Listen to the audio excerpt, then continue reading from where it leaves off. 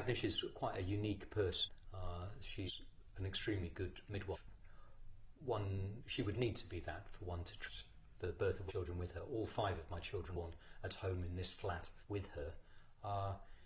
And of course, to know her pretty well in that, because I think like in a hospital situation, she's really with you from almost the beginning of the birth, from my wife went into labour to the end. So she's very attentive. We felt very safe in her hands. She massaged my wife. She helped, encouraged us. She went quite out of the room when we needed to be alone, the 2 of us, and was there, of course, not only for the birth child, but for an hour or 2 afterwards. So she almost became a family member. She's an amazing midwife. I think what's most interesting about wife in a birth situation is not only what she does, which is a great deal, but also when she's just sitting there attending birth. She's not leading the births.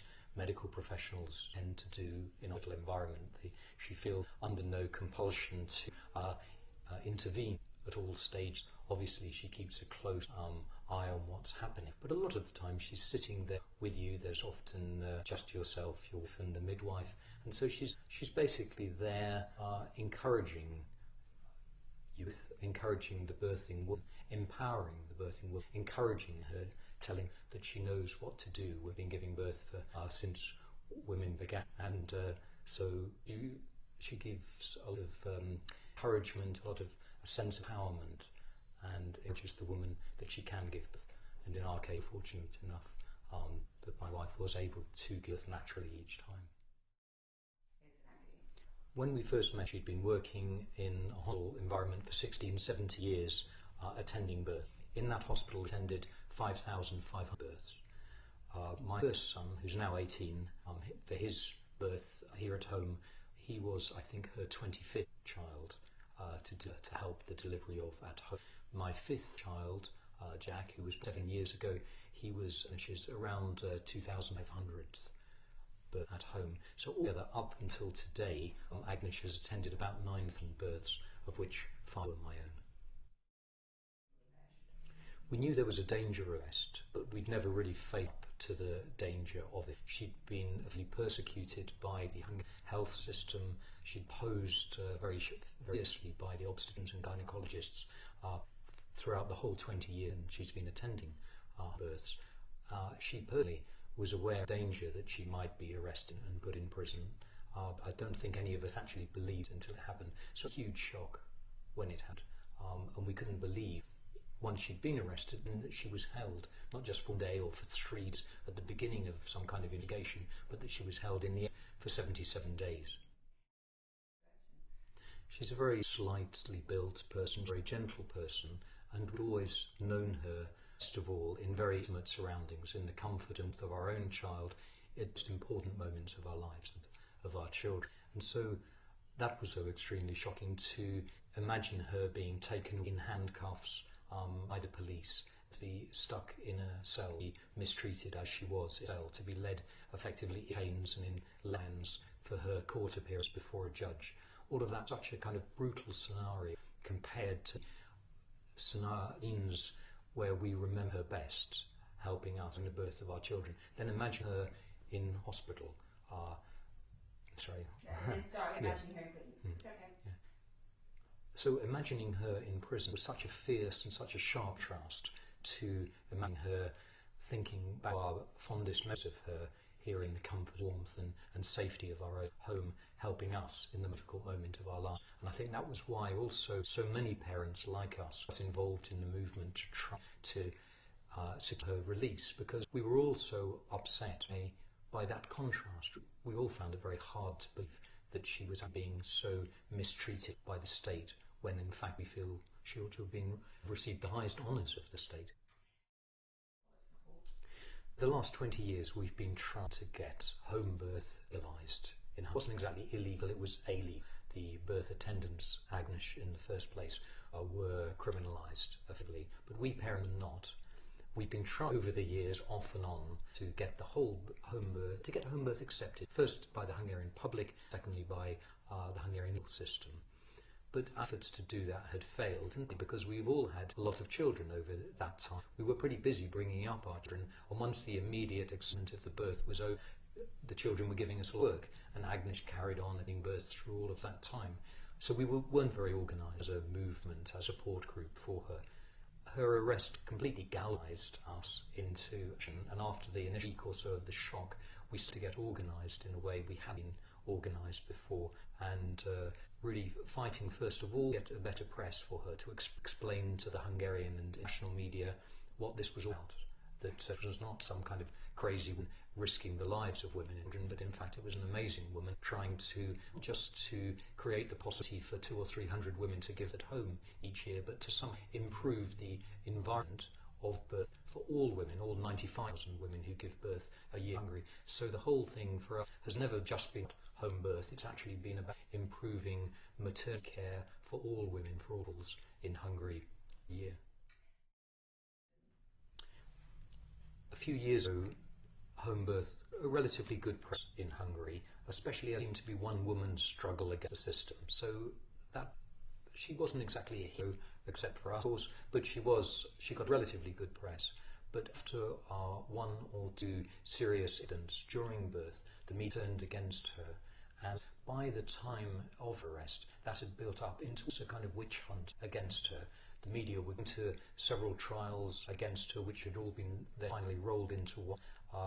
They were just largely cover the kind of spears made by called by the prosecution. So they were really just covering this against her, and her voice kind of disappeared from the story altogether. So the atmosphere was very hostile indeed.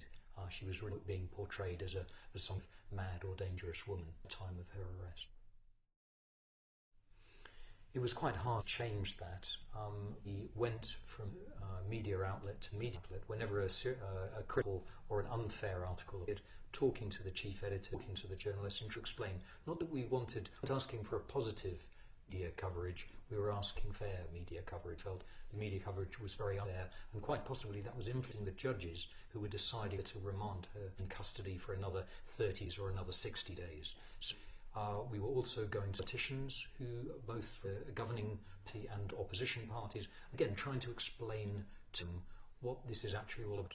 We were contacting public figures, we were holding demonstrations, a vigil outside court.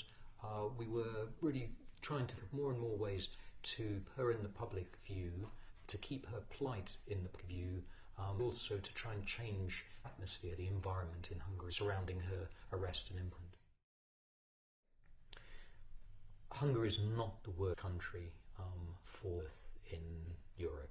Countries east of here are probably certainly even worse. In Romania, Bulgaria, Serbia, down to Balkans, there's this old Russian or old communist habit where the doctor knows best, where the expert knows best, and women, like individuals in general, are not empowered, they're not encouraged to feel that they either influence the kind of movement that they're given.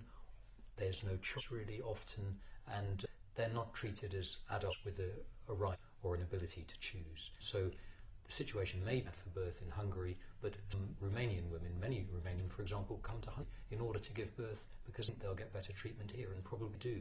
So once we have achieved what we're aiming for here, which is to ensure that home birth is one of the choices available for Hungarian women, as we've ensured or continuing to work on natural birth in hospital, one of the options for Hungarian women, very much like to export the revolution, were to export this model to help women, help couples reform the health care system, the maternity care system in other countries east of Hungary.